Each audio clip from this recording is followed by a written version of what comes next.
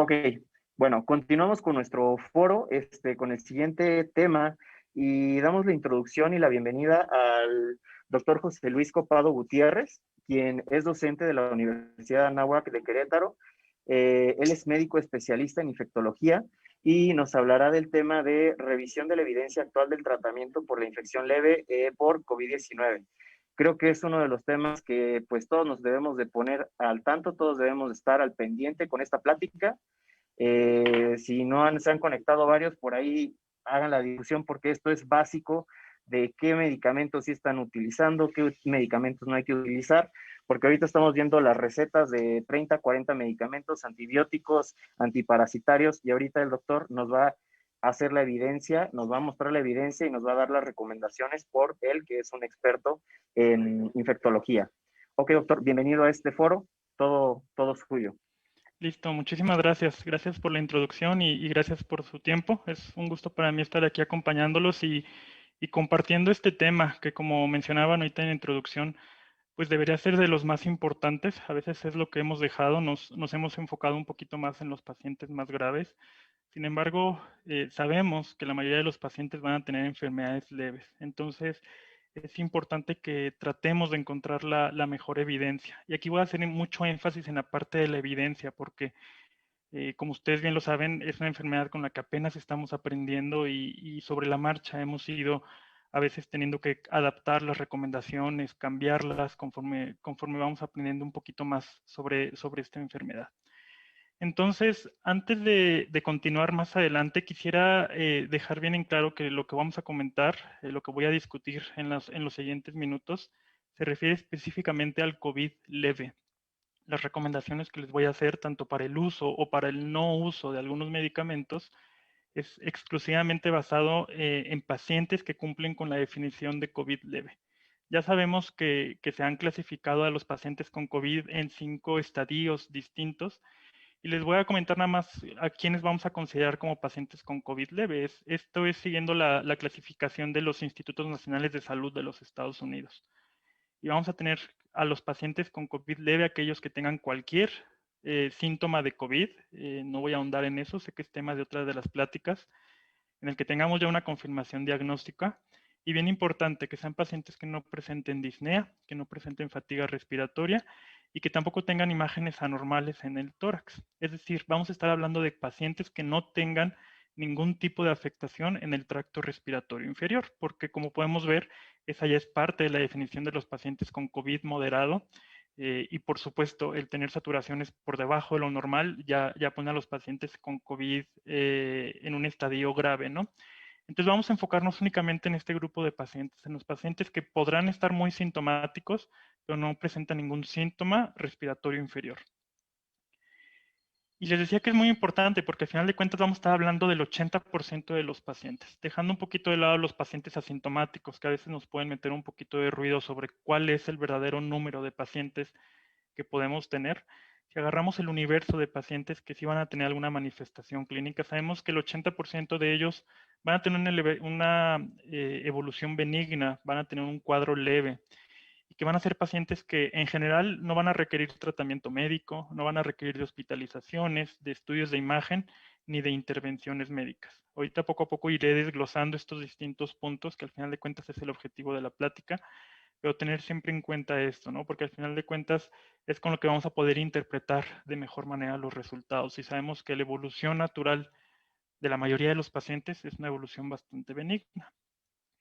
Sin embargo, bueno, también es cierto que el riesgo no es igual para todos, ¿no? Y este 80% no es igual para todos los pacientes. Entran aquí en juego algunos factores de riesgo que pueden poner a las distintas personas en un riesgo incrementado de tener una enfermedad grave o de que esta enfermedad leve, conforme vayan pasando los días, progrese en su severidad.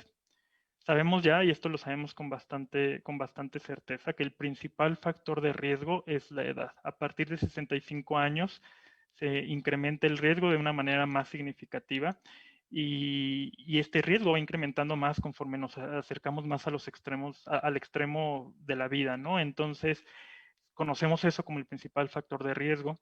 Sabemos que la presencia o el antecedente de enfermedades cardiovasculares, de algunas neumopatías crónicas, de enfermedades como diabetes, cáncer, obesidad, las nefropatías crónicas, el embarazo, el tabaquismo y la inmunosupresión, pues nos van a predisponer a tener una evolución más tórpida.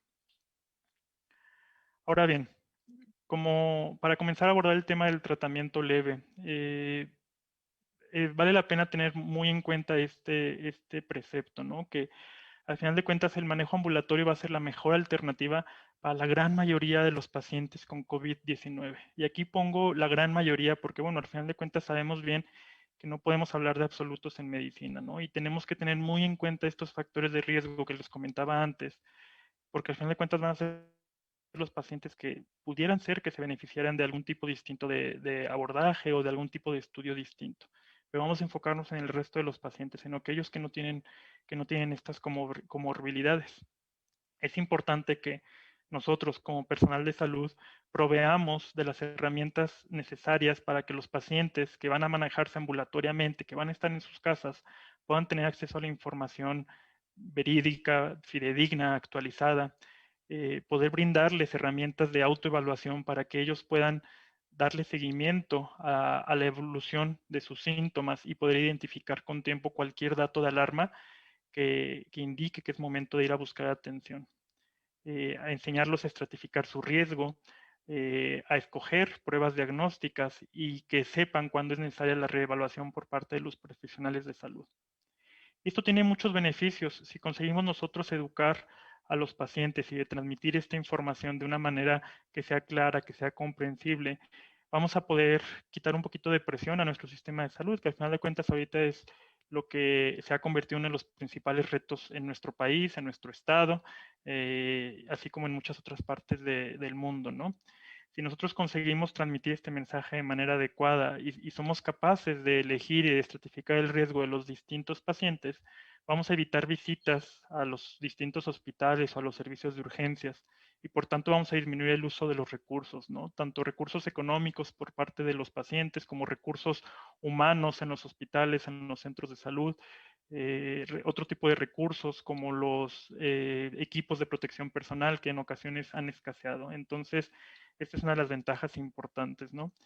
Y también tenemos una ventaja pues bastante práctica, que al final de cuentas, si nosotros evitamos que estos pacientes que ya conocemos que están enfermos y que en realidad no requieren de atención fuera de sus casas, podemos evitar que estén moviéndose por nuestra ciudad, que estén acudiendo a distintos centros de salud, a distintos gabinetes de imagen o a buscar distintas atenciones médicas y que por tanto estén ellos mismos funcionando como vectores para transmitir la enfermedad a distintos lugares, ¿no? Entonces, es otra de las principales ventajas para favorecer y para tratar de que los pacientes con enfermedad leve se manejen siempre de forma ambulatoria y a través de telemedicina. Ahora sí, vamos a enfocarnos en las evidencias. Esta imagen que les comparto aquí es una imagen tomada de las guías del NIH, los Institutos Nacionales de Salud de los Estados Unidos. Me parece que todas las guías que están disponibles actualmente son las mejores, son las más completas y son las que se actualizan con mayor frecuencia. Estas guías las podemos consultar de manera gratuita en Internet y prácticamente todos los días se actualizan. Entonces, es un muy buen sitio para buscar información de manera continua. Si se fijan aquí, estadifican a los pacientes en distinto riesgo. Me voy a enfocar únicamente en el primer recuadro, el que compete a los pacientes que no están hospitalizados y que tienen COVID-19 leve o moderado. Aunque son muchas las recomendaciones del NIH, lo resumen en este pequeño párrafo que iremos desmenuzando más adelante. Comentan que hay insuficiente información para recomendar tanto a favor como en contra de ninguna terapia antiviral específica, así como de terapias contra anticuerpos. Comienzan a hablar de algunos anticuerpos neutralizantes que discutiremos más adelante, que comienzan a estar disponibles con algunas autorizaciones de emergencia. Y para lo que se hace una recomendación un poquito más fuerte, con un nivel de evidencia 3, es contra el uso de dexametasona o algún otro esteroide en pacientes que no están hospitalizados y que tienen COVID-19 leve o moderado. También ahorita les voy a comentar un poquito más adelante, pero esto a manera de resumen, ¿no? Es información tomada directamente del NIH. Entonces, vamos a comenzar a desmenuzar esto y vamos a comenzar hablando de la dexametasona y en general de todos los esteroides. Sabemos que en el estudio Recovery que se publicó en el verano del año pasado fue uno de los primeros grandes estudios esperanzadores porque fue la primera intervención médica que demostró que era capaz de disminuir la mortalidad en estos pacientes. Sin embargo, tenemos que tomar esta información con bastante reserva, con bastante cuidado, más bien, porque al final de cuentas tenemos que tomar en cuenta que esta evidencia de reducción de mortalidad se hizo únicamente en pacientes que se encontraban hospitalizados y dependientes de oxígeno. Estos estudios no se han replicado en pacientes ambulatorios y por tanto no deberíamos de utilizar los esteroides, no deberíamos de utilizar la dexametasona en un contexto fuera del hospital. No nos olvidemos que los esteroides son medicamentos que pueden tener numerosos eventos adversos. Aquí les menciono algunos de los más importantes, como la hiperglucemia, la presencia de síntomas neuropsiquiátricos o algunas sobreinfecciones, porque al final de cuentas es inducir al paciente en un cierto estado de inmunosupresión. Se han ya reportado numerosos casos de pacientes que comienzan terapias muy largas cuando se encontraban todavía con COVID leve o de manera ambulatoria y que entonces se exponen a varios días, inclusive a varias semanas de tratamientos esteroideos y con el riesgo que esto conlleva, ¿no? Recordemos que al final de cuentas la racional para utilizar los esteroides en estos pacientes más graves es tratar de inmunomodular o disminuir un poco la respuesta tan desordenada que se produce en nuestro cuerpo a consecuencia del virus.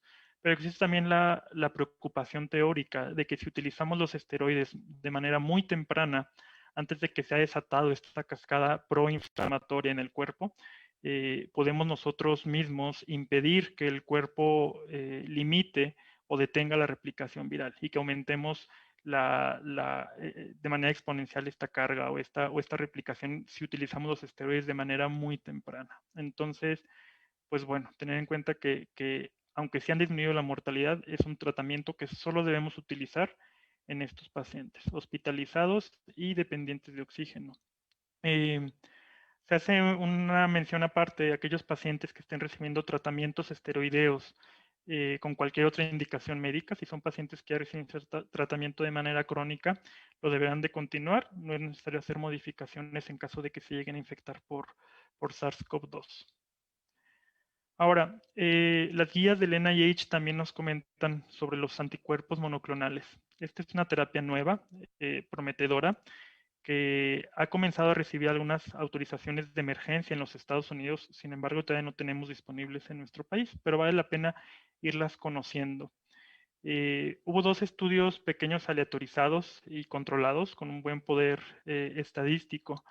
Uno de ellos el Blaze 1 y este otro con un nombre un poquito más complejo de puros números, que estudiaron la eficacia de estos 2 anticuerpos, el bamlanivimab de manera individual y la combinación del casirivimab con imdevimab.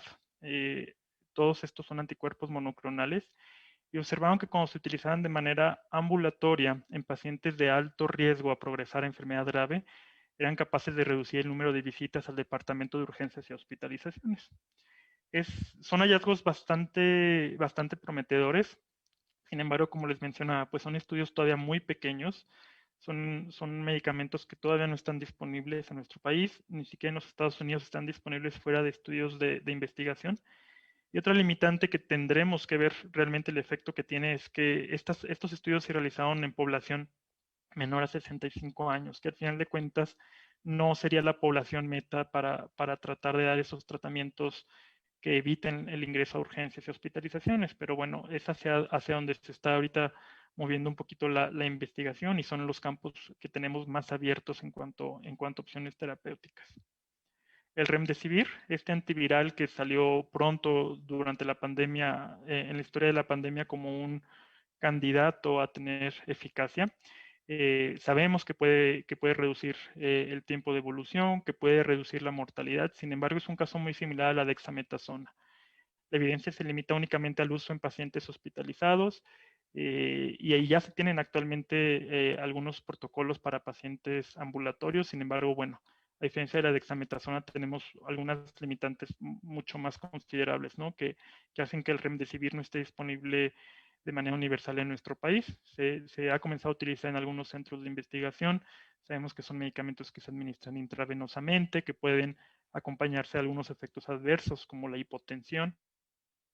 Entonces, bueno, tienen un perfil de seguridad mucho más bajo que la dexametasona y son mucho más difíciles de conseguir. Entonces, igualmente, ahorita para pacientes con tratamiento leve, no lo vamos a considerar como un tratamiento ahorita de primera línea.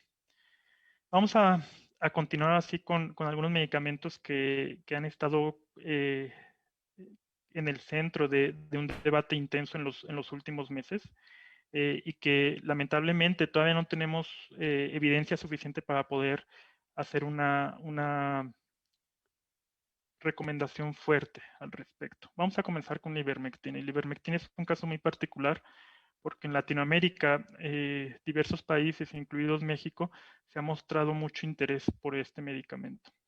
¿De dónde surgió este interés? Al final de cuentas sabemos que la ivermectina no es un medicamento nuevo, es un antiparasitario que tiene muchas indicaciones bien conocidas.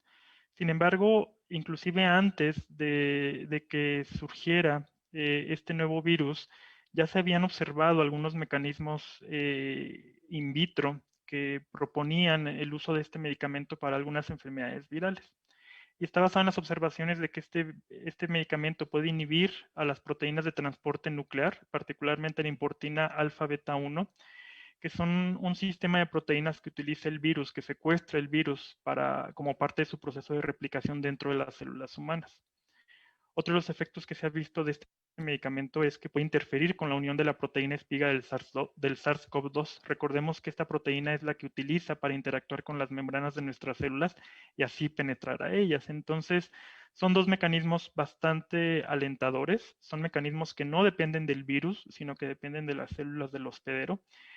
Y bueno, hasta ahí es donde vamos, ¿no? Sin embargo, una de las primeras limitantes, una de las primeras piedras con las que nos topamos en este camino de la investigación fue que para alcanzar en plasma, para alcanzar in vivo los niveles que se habían observado in vitro, los niveles a los que estos efectos se habían observado in vitro, se requerían dosis muy altas, ¿no? Dosis tan altas como 100 veces las dosis que se conocen y que están aprobadas en seres humanos. Entonces, pues esa es una limitante importante que tenemos que considerar. Y de hecho, pues ninguno de los estudios que vamos a discutir ahorita más adelante realmente se realizaron con estas dosis tan elevadas, entonces no han replicado realmente los mismos niveles que se habían observado in vitro. Y como les decía, al final de cuentas, al ser un mecanismo que no depende del virus, sino del hospedero, hay diversos estudios, ¿no? Se ha estudiado en otras infecciones virales como en el dengue, el Zika, el VIH, la fiebre amarilla. Sin embargo, en ninguna de estas enfermedades se ha podido demostrar un efecto clínico hasta este momento. Ahora, enfocándonos en la ivermectina y el COVID, actualmente no existen recomendaciones a favor o en contra de su uso. Ojo, estos son recomendaciones por parte de el NIH, que son las recomendaciones más actualizadas. Todas estas recomendaciones son de esta misma semana.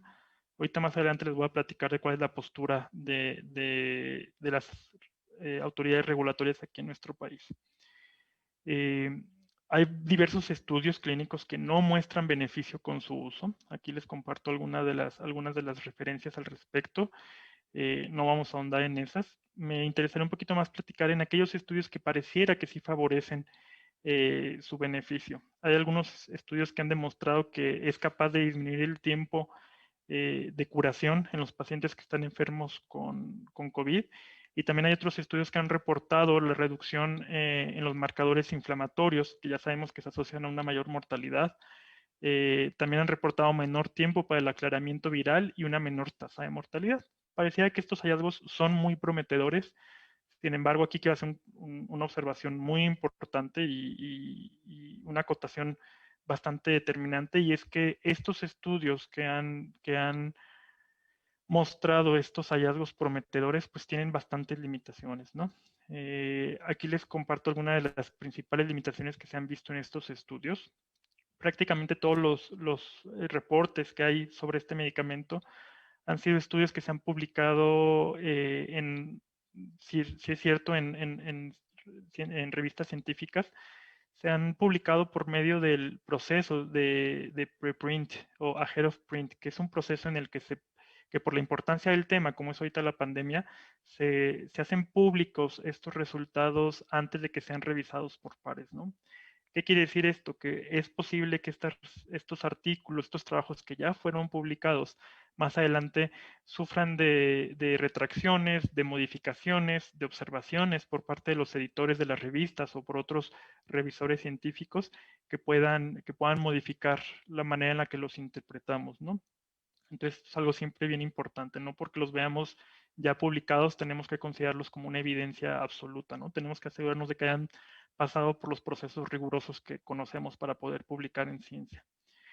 La mayoría de estos estudios han sido estudios con muestras muy pequeñas, con poblaciones pequeñas. No hay una estandarización en cuanto a las dosis, entonces vamos a ver que inclusive dentro de un mismo estudio podemos ver pacientes que recibieron distintas dosis o distintos esquemas durante diferente cantidad de días o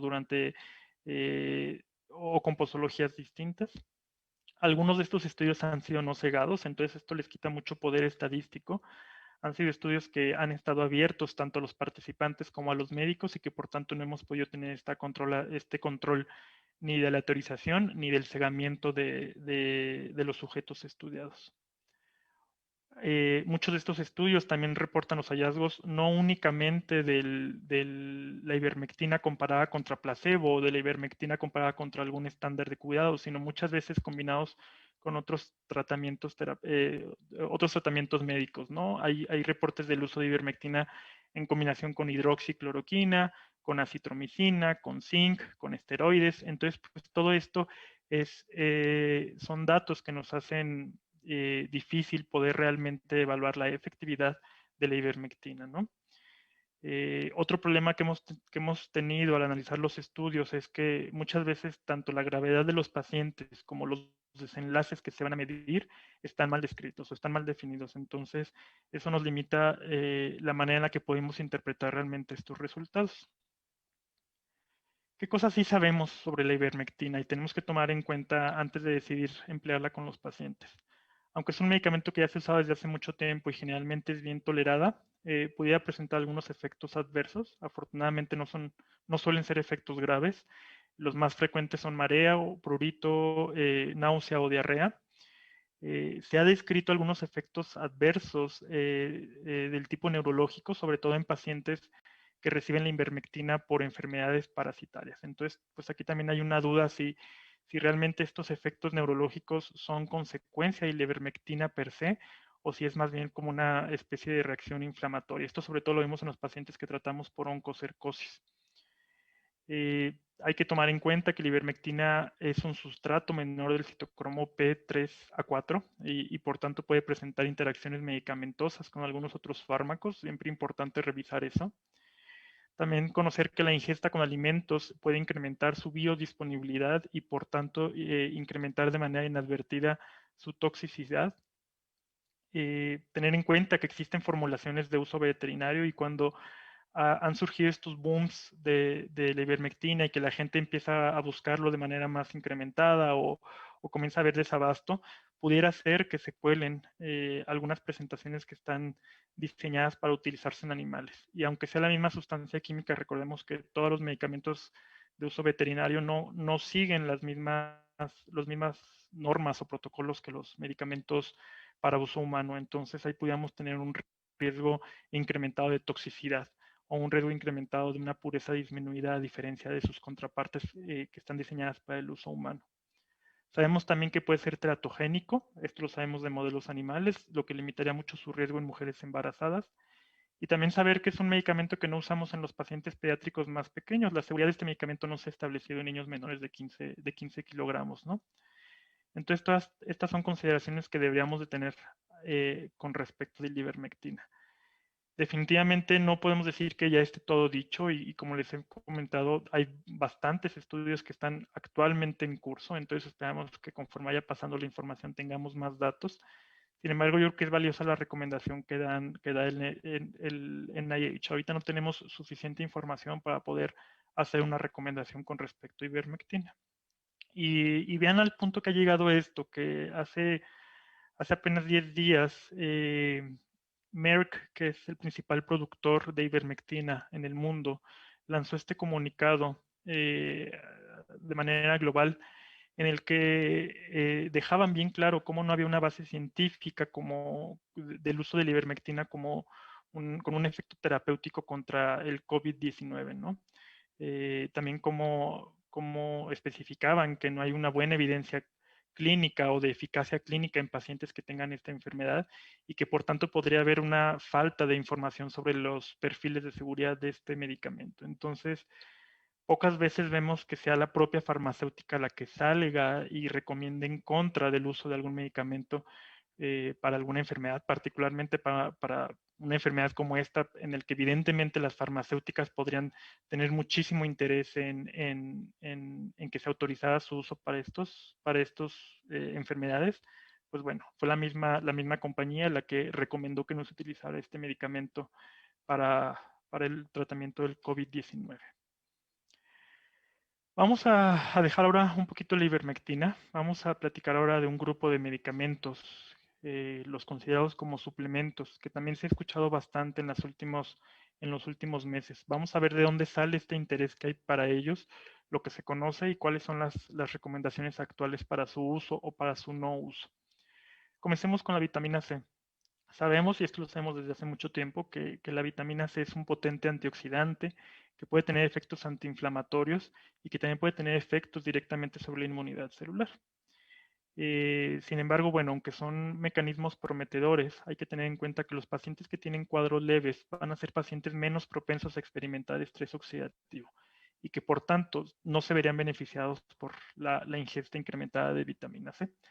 Y esto hace que hasta este momento no existan recomendaciones para su uso en pacientes ambulatorios. Lo que sí sabemos es que actualmente hay protocolos que se están estudiando para su uso, pero nuevamente únicamente en pacientes graves, pacientes que están en cuidados intensivos y que se administra la vitamina C no de manera oral, sino de manera intravenosa, muchas veces como parte de las nutriciones parenterales. Entonces, no es válido que traslademos esto a los pacientes ambulatorios y que recomendemos suplementaciones orales con vitamina C. La vitamina D, de dónde surge o cuál es la racional para tratar de recomendar la vitamina D como un medicamento contra la COVID-19? Bueno, sabemos que el receptor de esta vitamina se expresa en las células inmunes, por lo que potencialmente esta vitamina pudiera modular las respuestas inmunes tanto innatas como adaptativas. Sabemos también que nuestra población, la población mexicana, la población de raza hispanoamericana, suele tener altos niveles de deficiencia de la vitamina D y que también este tipo de deficiencias se han asociado en pacientes mayores, pacientes con obesidad y pacientes con hipertensión.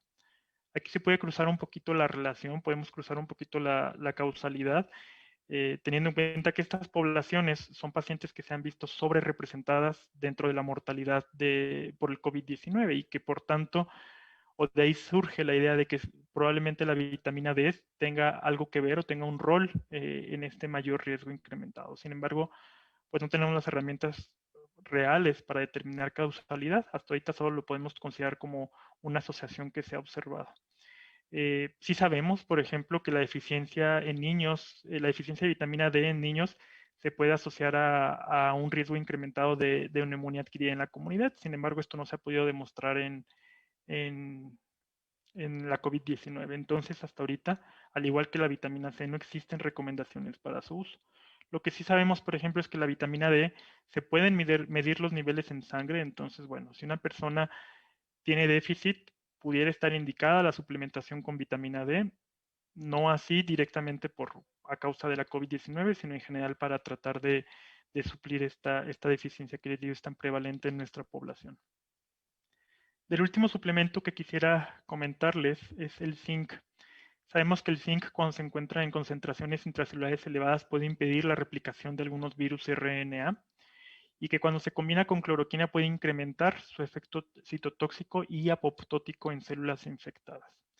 Sin embargo, bueno, esto es un beneficio que se queda más en el ámbito de lo teórico. Sabemos que en el otro espectro sí tenemos un perfil de seguridad menos amplio que lo que tenemos, por ejemplo, con la vitamina C o la vitamina D. Sabemos bien que el uso prolongado de zinc puede producir deficiencia de cobre, puede producir efectos hematológicos reversibles como la anemia o la leucopenia, o algunos efectos adversos neurológicos que puedan inclusive llegar a ser irreversibles. como como mielopatía, parestesias, ataxia o espasticidad. A diferencia de la vitamina D, es difícil poder medir sus niveles en sangre, no tenemos buenos estudios para esto, y por tanto aquí, a diferencia de las otras dos vitaminas, sí se hace una recomendación en contra del uso del zinc para el tratamiento de la enfermedad por el coronavirus, ¿no?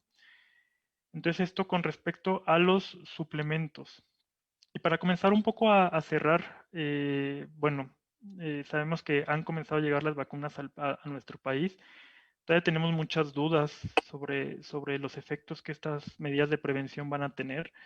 No conocemos exactamente cuánto va a durar el efecto protector. No sabemos, por ejemplo, si esto nos va a prevenir de enfermedades asintomáticas y sobre todo si va a prevenir de que podamos transmitir la infección a otras personas.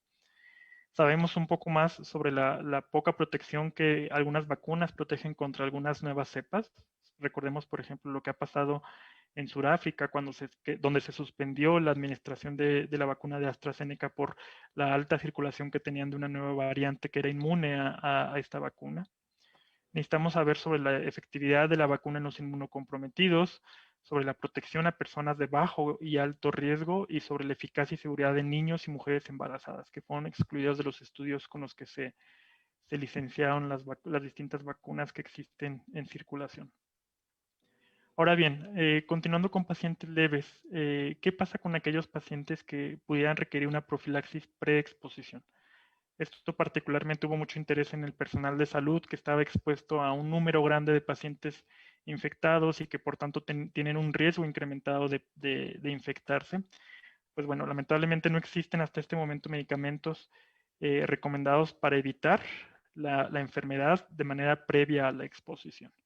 Hay varios estudios que están ahorita en curso. Hay algunos que están investigando la efectividad de la emtricitabina y el tenofovir, de la hidroxicloroquina, de la ivermectina, anticuerpos monoclonales y suplementos. Sin embargo, ninguno de ellos ha dado suficiente información como para poder recomendarlos como una profilaxis preexposición. Y aquí les comento rápidamente un par de los estudios más importantes. Se realizó en Filadelfia en el verano del año pasado un estudio con 200 trabajadores de salud que se tuvo que suspender antes de tiempo, se interrumpió durante el análisis interino porque observaron que no hacía ninguna diferencia cuando comparaban el uso de hidroxicloroquina profiláctica contra el placebo, ¿no? Veían que las tasas de infecciones eran prácticamente iguales, vean ustedes 6.6 contra 6.3%, y sin embargo sí reportaron una mayor tasa de efectos adversos leves, sobre todo diarrea en pacientes que estaban recibiendo la hidroxicloroquina. Un estudio mucho más grande que se hizo más adelante y que ayudó a frenar un poco el interés que había sobre la hidroxicloroquina fue el estudio COVID-PrEP, en el que se daba hidroxicloroquina 1 o 2 veces por semana durante 12 semanas y se comparó contra placebo. Igual se hizo en personal de salud de primera línea que estaba muy expuesto a estos pacientes. Vean una N mucho más grande de 1.483 pacientes. Sin embargo, las tasas de infección son muy similares en ambos grupos y lo que sí se reportó es que hasta una tercera parte de los pacientes que recibieron el tratamiento experimentaron algún efecto adverso. Entonces, eso pues nos resume que hasta ahorita no tenemos buenas terapias preventivas como una profilaxis pre-exposición. Ahora, ¿qué pasa con las pacientes que ya estuvieron expuestos a un caso conocido y que están buscando algo que los ayude a evitar desarrollar la enfermedad? Cuando estamos en este periodo de ventana después de la exposición, pero antes de comenzar los síntomas. Pues bueno, estamos un poco en el mismo sitio. No existen medicamentos recomendados para esto. Igual pueden ver, tenemos aquí una lista de medicamentos muy similares a los de preexposición que se está buscando la efectividad, ninguno de ellos con resultados prometedores hasta el momento. Para concluir, quiero que revisemos rápidamente qué es lo que hay aquí en el país. Les he comentado información que tenemos del NIH, que les había comentado ya que son guías que se actualizan de manera muy continua. Aquí en el país, en la página oficial del gobierno federal, la página que tenemos para coronavirus, pueden consultar este documento. Es una versión que se actualizó por última vez el 5 de agosto del año pasado, entonces, bueno, aquí podemos tener un gap o un espacio importante de información que a lo mejor no se ha analizado o no se ha considerado. Es un documento corto, fácil de leer, que les recomiendo mucho puedan revisar. Y quisiera repasar con ustedes rápidamente algunos de los puntos principales. Este documento empieza haciendo mucho énfasis en este principio, ¿no? Que conocemos muy bien en la medicina. Primero no dañar, primero no hacer daño. Es entendible que en esta pandemia en la que nos estamos quedando, o pareciera que no tenemos muchas opciones terapéuticas, queramos intentar distintas alternativas, pero tenemos que tener mucho cuidado que en este intentar no vayamos a producir más daño del que tratamos de aliviar. Y vamos a repasar algunos de los puntos que se comentan en esta guía. Como ya les había mencionado hace rato, no existe ningún tratamiento profiláctico o preventivo que pueda evitar la infección para COVID-19, ¿no? Vean el segundo punto, yo creo que es una muy buena forma de resumir el título de esta charla, que es que para el caso de pacientes ambulatorios no se recomienda prescribir tratamiento alguno, excepto el paracetamol para el control de los síntomas correspondientes. Esta debería ser nuestra principal guía, nuestra principal orientación para todos estos pacientes que cumplen la definición de pacientes con COVID leve.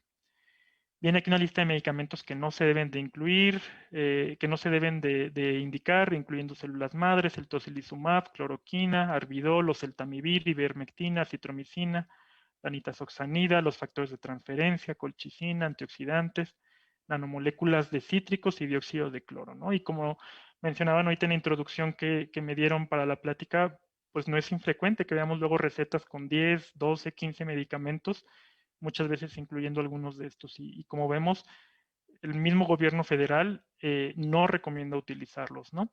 Y vean el siguiente punto, que es algo que a veces se nos olvida, ¿no? Y dice que la utilización de otros fármacos debería realizarse bajo un ensayo clínico controlado, registrado y aprobado. Entonces no se vale que nosotros andemos inventando tratamientos si no lo hacemos dentro de un contexto formal de investigación.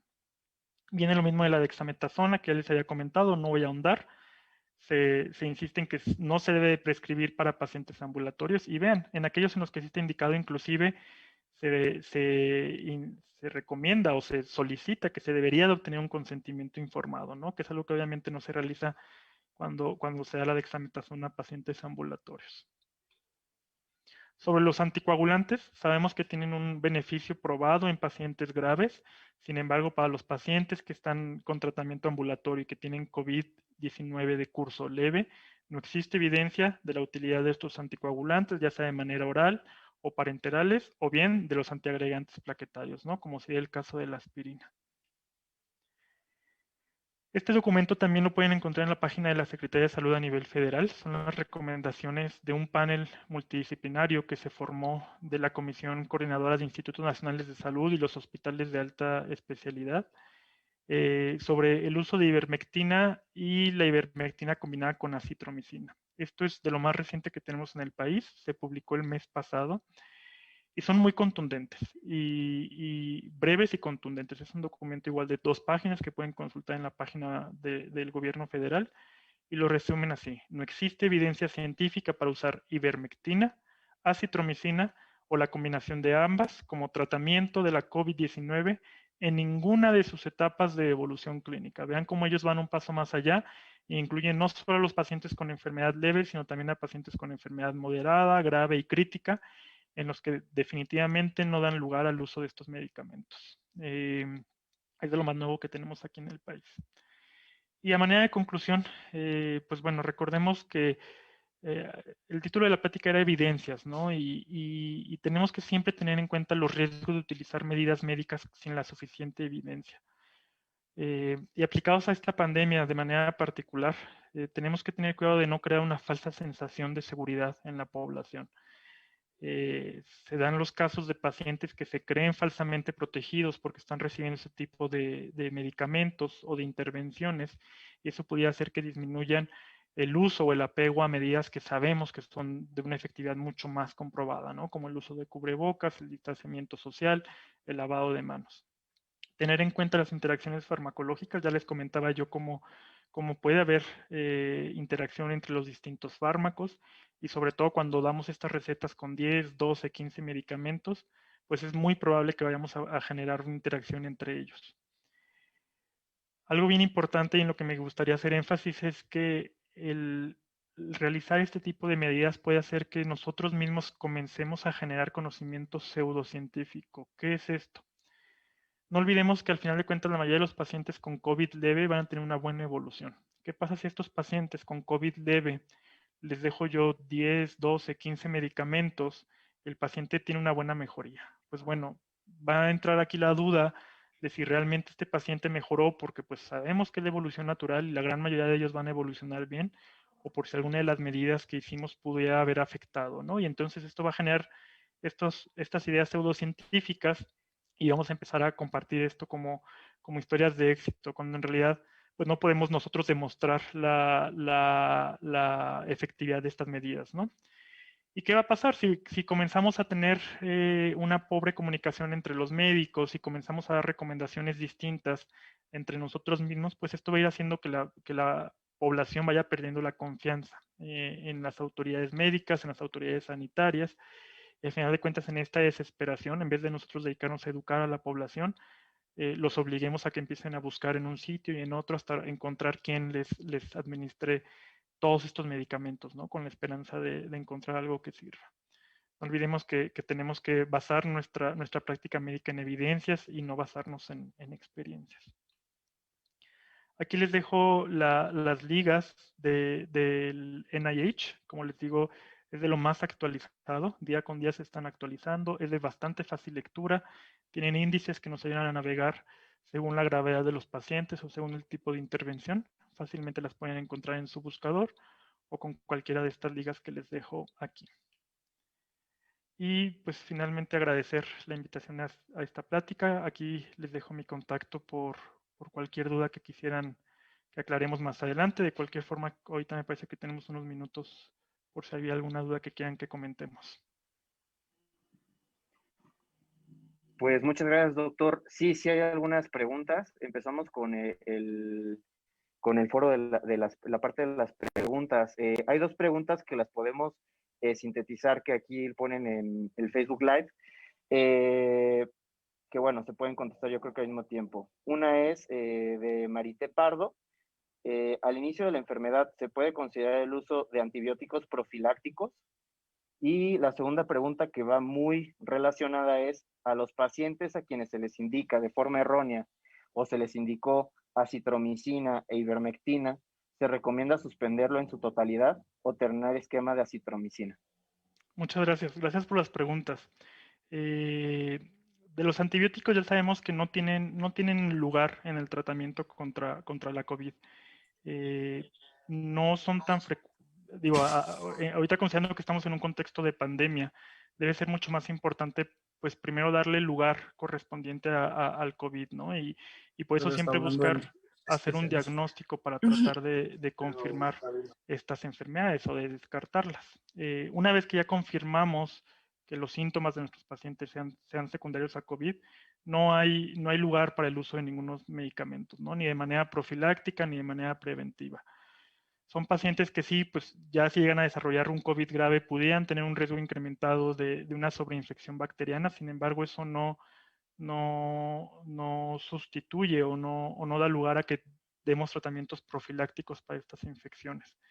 Y con respecto a la otra pregunta, me imagino que la pregunta de completar o la duda de completar el esquema de acitromicina es considerando o evitar el uso de resistencias. Ahí mi recomendación personal sería interrumpirlos, los dos, tanto el uso de ivermectina como el uso de acitromicina, por los puntos que hemos comentado. Y en particular el uso de acitromicina, nos conviene interrumpir tempranamente, un, un, nos disminuye el riesgo de generar resistencias, ¿no? Aquí no confundamos las recomendaciones que hay cuando tenemos verdaderas infecciones bacterianas, que siempre insistimos mucho en completar los tratamientos, en no suspenderlos antes por el riesgo del desarrollo de resistencias. Pero bueno, esto es cuando estamos tratando una enfermedad bacteriana demostrada o sospechada. Pero aquí en este caso, cuando en realidad no hay una bacteria que realmente queramos tratar, vale la pena suspender tempranamente y así evitar el uso el desarrollo de resistencias.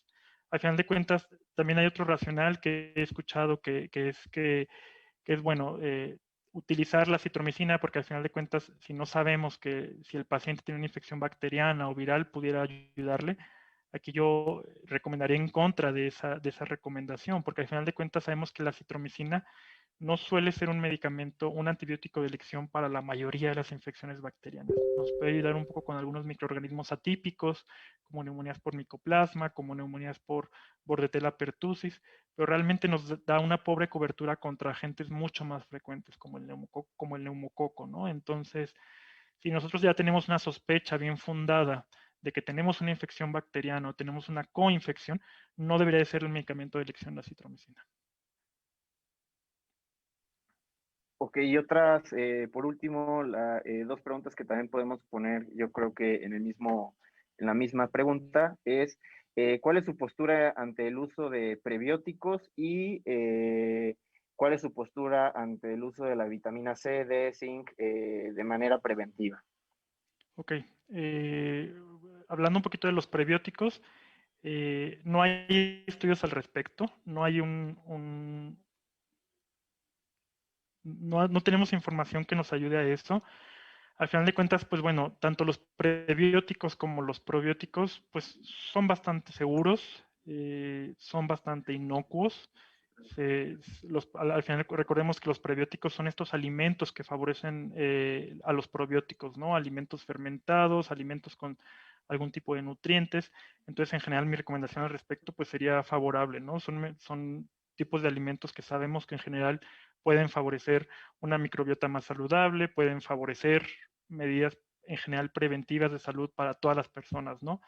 Específicamente en el contexto de COVID, no creo yo que exista motivos para pensar que específicamente pueden prevenir el desarrollo de la enfermedad o el desarrollo de cuadros graves, pero bueno, sabiendo los beneficios que pueden tener para otras cosas, seguramente no valdría la pena recomendar en contra de su uso. Y con respecto al otro, pues bueno, es algo de lo que comentábamos, que lo comenté anteriormente, vitamina C, vitamina D, zinc, pues no se ha demostrado que puedan servir. Si existe la duda y considerando que en nuestra población hay una prevalencia importante de deficiencia de vitamina D, la recomendación sería primero medir los niveles de vitamina D en sangre y posteriormente iniciar una suplementación, pero de la misma manera que haríamos con cualquier persona que tenga deficiencia de vitamina D, no de manera específica contra la COVID-19. Ok, pues muchas gracias, doctor. Yo creo que su conclusión fue muy buena y reafirmamos la conclusión y la volvemos a repetir, que es muchas veces menos es más, no por dar una receta de 10, 15 medicamentos, incluir el anticoagulante, incluir antibióticos en una enfermedad leve. Ojo, porque todas estas son recomendaciones para una enfermedad leve que el doctor al principio definió. Eh, pues no está recomendado e incluso podemos causar más daños por las interacciones que estos medicamentos realicen entre ellos. Entonces yo creo que nos quedamos con esa parte y con toda la evidencia y lo más importante es también las ligas y las fuentes de información de las cuales pues se va actualizando de manera continua y pues más que nada insistimos en hacer medicina basada en evidencia y dejar de hacer medicina basada en experiencia como usted lo dijo, doctor. Claro que Pues sí, muchas Carlos, gracias. y volver a insistir una vez más, ¿no? Al final de cuentas, lo que ahorita les comenté es la evidencia más reciente que tenemos, pero por eso la importancia de estarlo revisando continuamente y de estarnos actualizando, porque lo que a lo mejor es cierto el día de hoy, no sabemos si lo vaya a ser el día de mañana, ¿no? Y tenemos la obligación como médicos de mantenernos actualizados. Pues muchas gracias, doctor. Perfecta su ponencia. Le mando muchas felicitaciones en varios chats. Entonces, muchas gracias por su participación. Muchísimas gracias, un Buena gusto tarde. y un honor estar aquí con ustedes.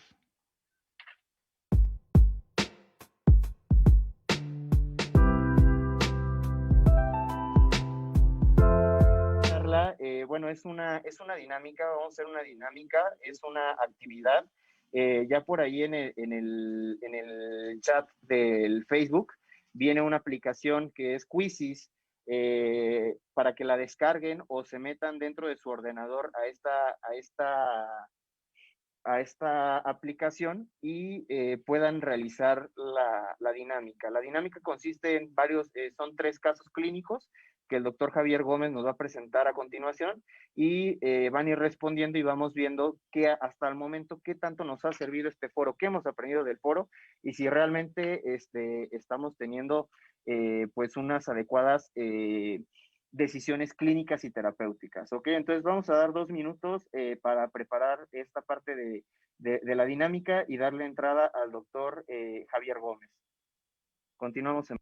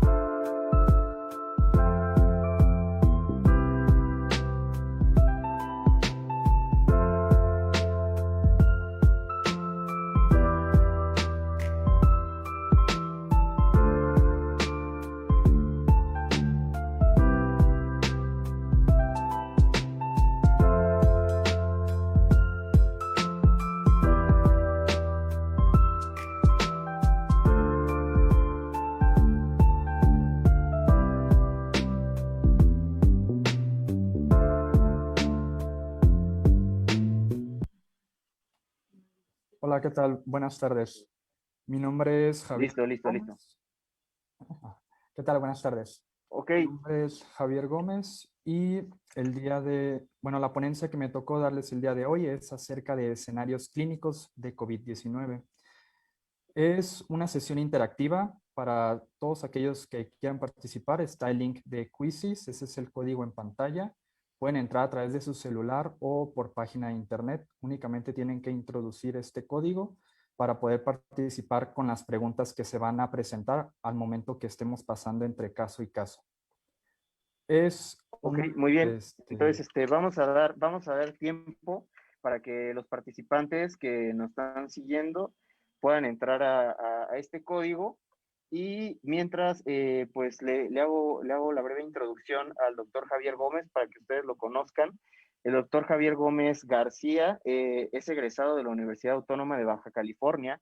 Actualmente cursa el tercer año de residencia de medicina interna en el HGR1 del Instituto Mexicano del Seguro Social y funge como coordinador de residentes de medicina interna del HGR1 y coordinador adjunto del curso de medicina interna para los médicos internos de pregrado del IMSS. Entonces, pues él ya tiene mucha experiencia en el uso de esta aplicación. Si tenemos internos o exinternos conectados, pues ya saben qué martirio era esta aplicación en cuanto que se hacían los exámenes, pero no se preocupen, pueden entrar con algún seudónimo, lo que quieran. El punto es que nosotros nos podamos ver la diferencia entre las decisiones terapéuticas. Entonces, ahorita le damos paso al doctor Javier. Nada, esperamos unos 2, 3 participantes más y listo, para iniciar.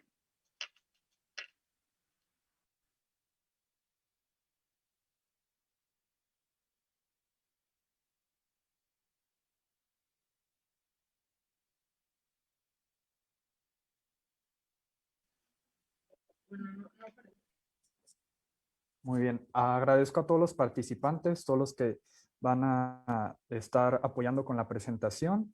pueden, si no se conectaron a Quizzes, pueden participar dentro de Facebook Live y en los comentarios también pueden hacer su participación. El ejercicio, pues es más que nada que todas las clases que ya vimos anteriormente utilizan esos conocimientos para resolver estos ejercicios. Y bueno, vamos a comenzar. Muy bien, pues vamos a hacer lectura del primer caso clínico.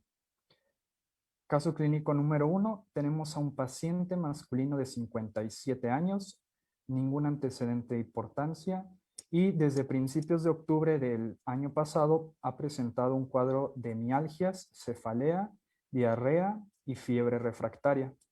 El 13 de octubre se realiza una PCR para SARS-CoV-2, con teniendo un resultado positivo, por lo cual acude con un médico particular y con la siguiente exploración física.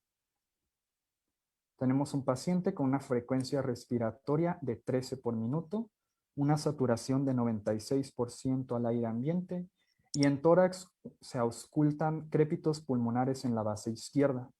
Con estos datos, su médico tratante decide indicar aislamiento domiciliario y se indica paracetamol, lopinavir, ritonavir, hidroxicloroquina y acitromicina. Ahora, con esta información vamos a la primera pregunta. Tiene aproximadamente 30 segundos para contestar.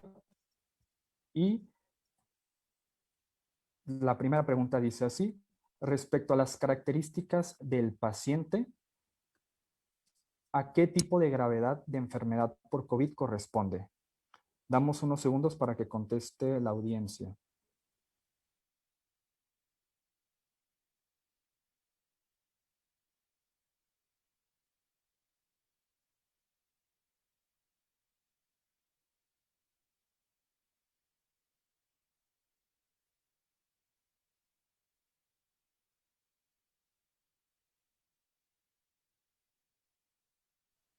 Muy bien, pues veo que la mayoría eligió la respuesta correcta.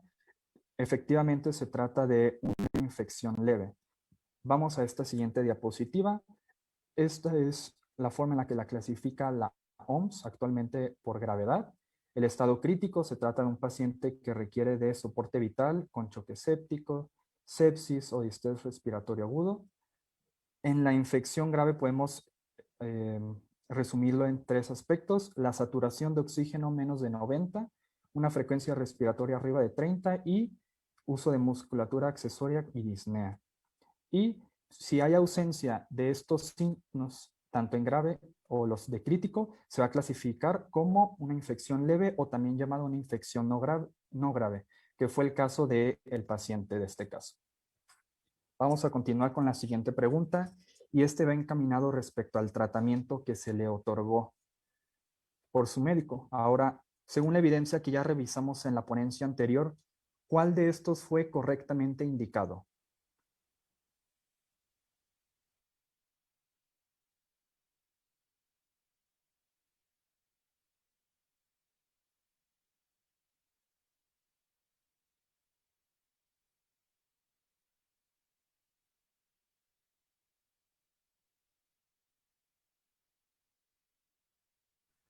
Vemos nuevamente que la mayoría escogió ninguna de las anteriores.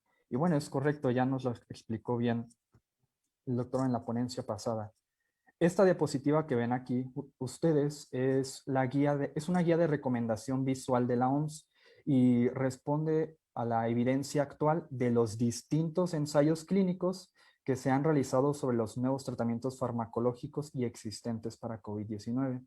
Entre ellos, pues ya saben, se utilizaron por una población grande, son ensayos nacionales, internacionales, entre ellos los de Recovery, Discovery, Who Solidarity, y como podemos ver, hidroxicloroquina, lopinavir, ritonavir, aquí adyacente a hidroxi viene también la citromicina, tienen una recomendación, pero en contra de su uso, por lo tanto no está recomendado usarlos. Bueno, continuando con el mismo caso clínico, tenemos al paciente que tras 5 días transcurridos acude nuevamente a urgencias porque ha empeorado su estado clínico. aparece disnea, satura al 87% al aire ambiente y presentó intolerancia digestiva al uso de lopinavir ritonavir. En la exploración se puede observar al paciente con uso de musculatura accesoria, con trabajo respiratorio y requiere de puntas nasales, oxígeno a 2 litros para saturar a 94%. Le realizan una tomografía a este paciente y es el que ven ustedes aquí a continuación. Su médico, por lo tanto, decide retirar el tratamiento con lopinavir ritonavir, deja el manejo con hidroxicloroquina, acitromicina y decide agregarle ivermectina y dexametasona. Bueno, vamos a la siguiente pregunta. Respecto a las nuevas características en la exploración física de este paciente, ¿a qué tipo de gravedad corresponde? Damos unos segundos.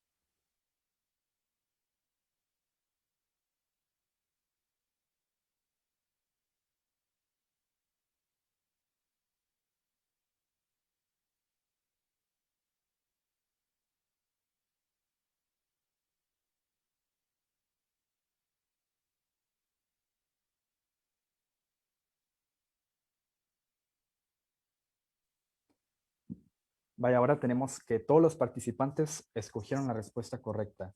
Es correcto. Ahora se trata de una infección grave. ¿Por qué? Entra dentro de la categoría, ya que ahora está saturando a menos de 90% al aire ambiente. Y ahora pues vamos con la siguiente pregunta. Y dice, ahora respecto al nuevo cambio en el manejo terapéutico, ¿cuál de estos tiene evidencia en disminución en la mortalidad?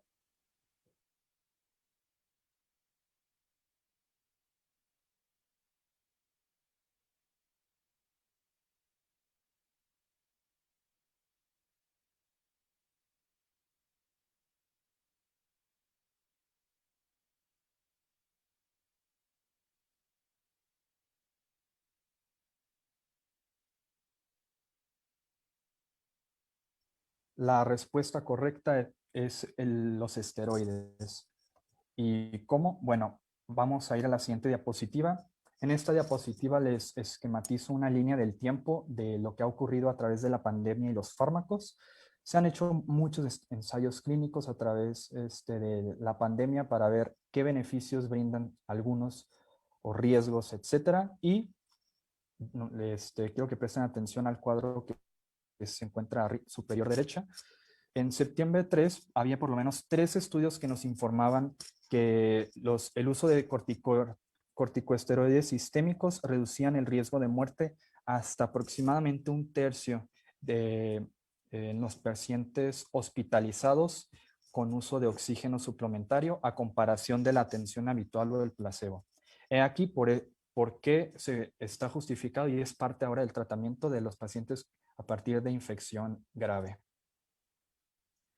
Y bueno, ese fue el final del caso número 1, donde integraron la definición, cómo se define por gravedad la enfermedad y parte del tratamiento.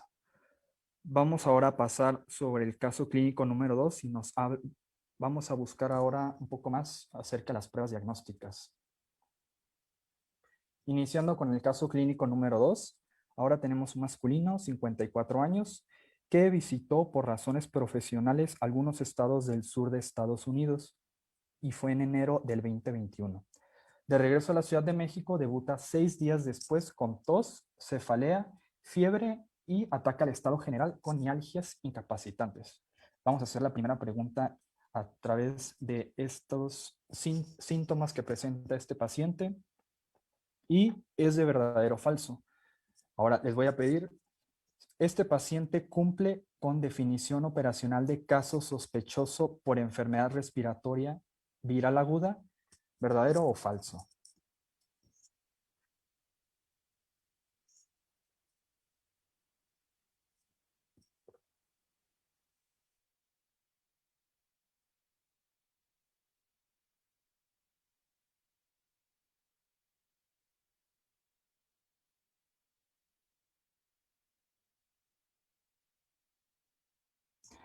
Nuevamente es correcto, la mayoría ha acertado, es Según el Comité Nacional para la Vigilancia Epidemiológica, con la información anterior que presenta este paciente, cumple con caso sospechoso de enfermedad respiratoria viral. ¿Por qué? Bueno, cumplen aquellos que en los últimos 10 días presentaron al menos uno de estos signos o síntomas mayores, que él presentaba 3: tos, fiebre, cefalea.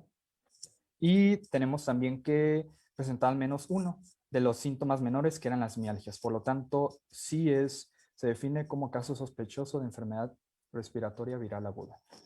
Continuando con el mismo caso clínico, al segundo día de iniciar con estos síntomas, se le notificó que 2 personas con las que él había convivido en Estados Unidos dieron positivas para SARS-CoV-2, motivo por el cual él decide acudir a un laboratorio particular a realizarse una prueba rápida de antígeno.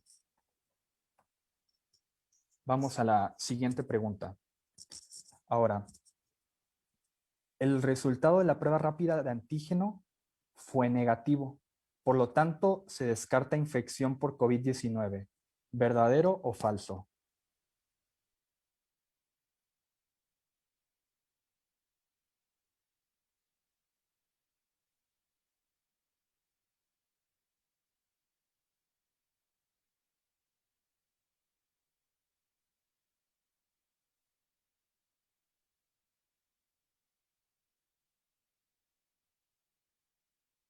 Muy bien. Es correcto. Falso. No podemos descartar infección por COVID-19. Ciertamente, bueno, tenemos distintas pruebas, cada uno con su sensibilidad y especificidad, pero tenemos a una persona, bueno, más bien, esta prueba no tiene una sensibilidad del 100%. Por lo tanto, a pesar de que el resultado sea negativo, no se descarta la infección por SARS-CoV-2, sobre todo porque tenemos a un paciente con caso sospechoso y además contacto. La información epidemiológica también nos orienta mucho para la sospecha diagnóstica. Entonces, efectivamente, el resultado negativo no nos va a descartar la infección. El paciente se decide hacer una tomografía, podemos ver las siguientes imágenes. Vemos aquí patrón de vidrio expulido y el paciente se agrega anosmia, pero niega disnea. En la exploración física de este paciente en particular, tiene una frecuencia respiratoria de 18 por minuto, satura al 94% al aire ambiente y en tórax se auscultan escasos estertores crepitantes subescapular derecho. Y vamos a la siguiente pregunta. ¿Ustedes qué manejo le indicarían a este paciente con todo el conocimiento que han visto en sus ponencias anteriores?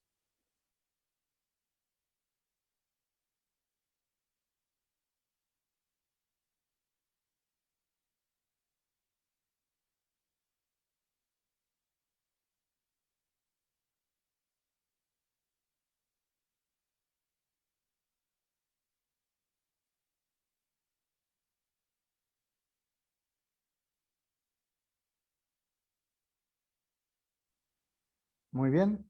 Sí, el tratamiento de de este paciente es aislamiento domiciliario. Tenemos un paciente que se clasifica como una infección leve, por lo tanto no está indicado la hospitalización. De primera instancia, pues esa no era la respuesta. Además de que su saturación no requiere extra oxígeno suplementario. Prueba de PCR. ¿Realmente deberemos realizarla? Tenemos un paciente ya con caso sospechoso, con toda la clínica y además el contacto.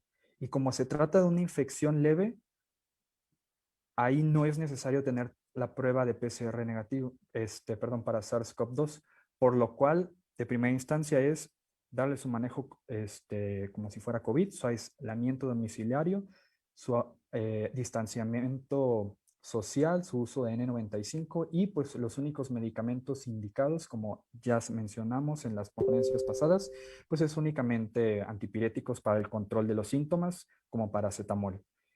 Y bueno, y pasamos a la siguiente diapositiva. Ese fue el final del caso clínico número 2. pues abordamos un poco sobre las pruebas diagnósticas y parte del tratamiento. El siguiente caso clínico es un poco más complejo. Vamos a iniciarlo. Muy bien. En el caso clínico número 3 tenemos a don Manuel. Es un paciente masculino de 83 años, viudo, hace 6 años y hace un año que reside en un centro de vida asistida. Él más bien fue trabajador de construcción y realiza caminatas diarias de 15 minutos, 5 días a la semana. Padece hipertensión arterial, está controlado con medicamento, padece enfermedad pulmonar obstructiva crónica, también tratado con medicamento, indacaterol con glicopirronio, y sufre de tendinosis supraespinoso derecho. Ahora, como antecedente, hace 7 días le realizaron a don Manuel una prueba de antígeno rápida para SARS-CoV-2. Fue negativa y se la hicieron porque su compañero de caminata fue positivo en ese mismo periodo. A don Manuel lo traen al servicio médico porque presentó una caída. Fue presenciado por enfermero o cuidador y además le refiere a usted como médico que hace 3 días se quejaba de taquicardias y lo ha notado distraído. Ha tenido dificultades para cambiarse y además describe los eventos como si hubieran sucedido en el pasado. Pero, a esto lo menciona el cuidador, se le pasaba. Además de pobre alimentación. En la exploración física, pues tenemos a un paciente con una tensión arterial de 140/70, una frecuencia cardíaca de 98, temperatura de 37,3, una saturación de 84% y el paciente no presenta taquipnea y tampoco disnea. En la exploración, aparentemente sin anormalidades, únicamente se queja de dolor a la abducción de la extremidad torácica izquierda, que coincide con la contusión que recibió por la caída. No sufre de limitación funcional y tampoco presenta deformidades. Usted como médico decide realizarle un examen minimental y reveló que existen alteraciones en la memoria y en la orientación. Total de 19 puntos y como antecedente, el último minimental que recibió don Manuel hace 2 meses tenía 28 puntos. Muy bien, entonces es un caso largo.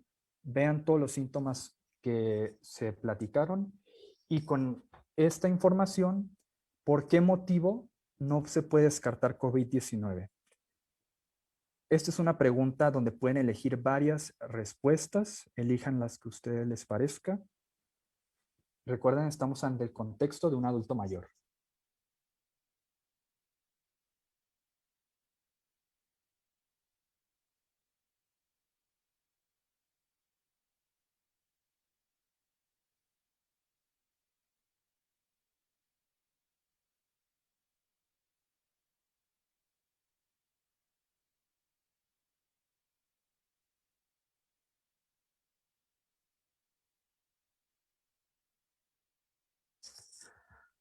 Muy bien, pues vemos diferentes respuestas y esta pregunta era capciosa.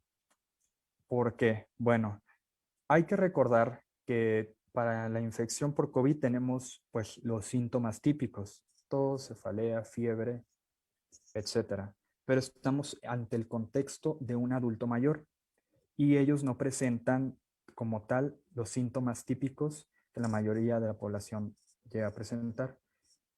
Y esto es importante para la siguiente ponencia, que se va a hablar sobre el adulto mayor y COVID.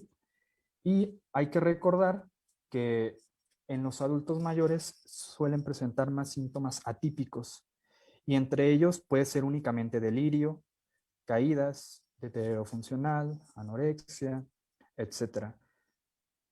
Es un poco más de reto para hacer diagnóstico en estos pacientes, pero siempre tengan en mente que no es la misma, estamos ante el contexto del adulto mayor y por lo tanto no se debe descartar infección por COVID, sobre todo cuando tenemos a un paciente que estuvo en contacto o tuvo contacto con un paciente positivo.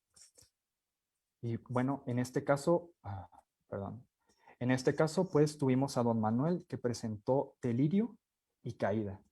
Y bueno, también presentó síntoma típico, por ejemplo, el paciente ya estaba desaturando, con una saturación de 84. Vamos ahora a la siguiente pregunta. Usted le realiza una nueva prueba rápida y ahora sale positivo. Se habla con su hija acerca de la necesidad de hospitalización, pero ella se niega y desea cuidarlo en su hogar. ¿Cuál de estas siguientes recomendaciones daría usted? Igual es una pregunta de múltiples opciones.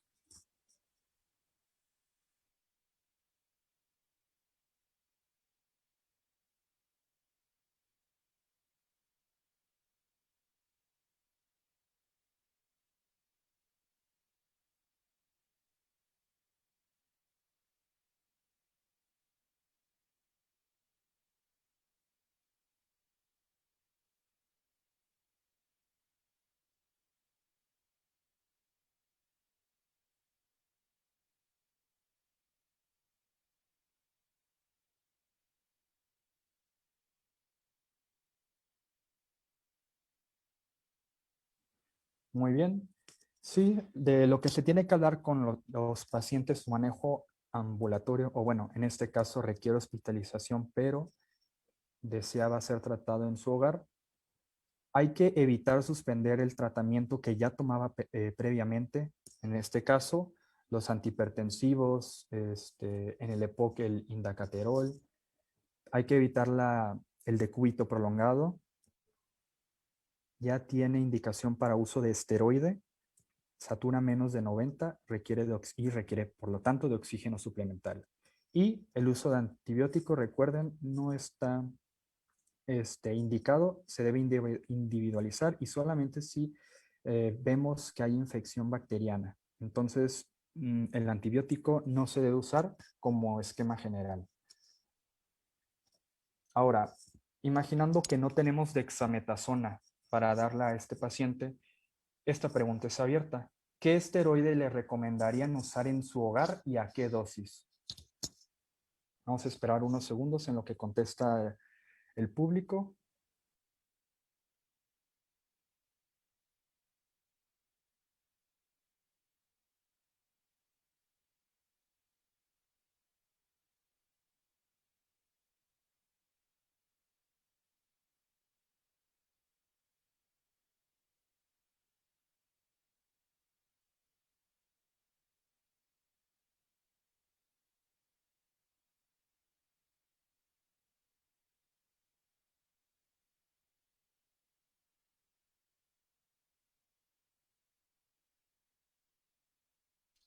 Muy bien. Entonces, veo que la mayoría respondió la respuesta correcta.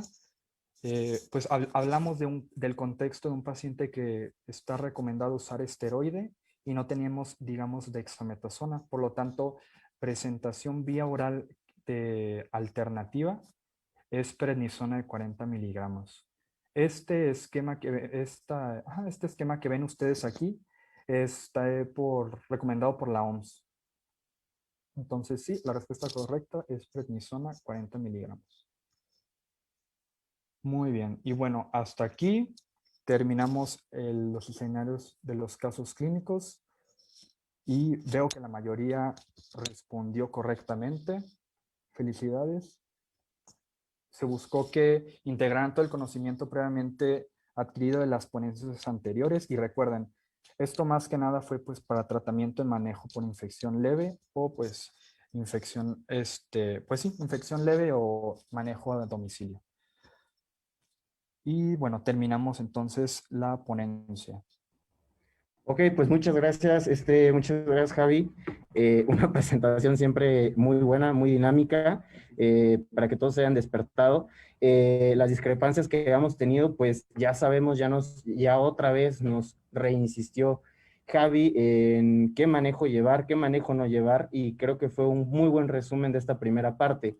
Y bueno, este último caso clínico, pues a lo mejor fue el que se les hizo el más complicado, y pues así es esto, ¿no? En el adulto mayor, la presentación y la identificación de la infección por COVID-19 es muy complicado. Entonces, A continuación, vamos a dar una plática de COVID-19 en el adulto mayor y recomendaciones generales para su aislamiento. Entonces, damos 2 minutos para la preparación de la presentación y dar entrada a esto.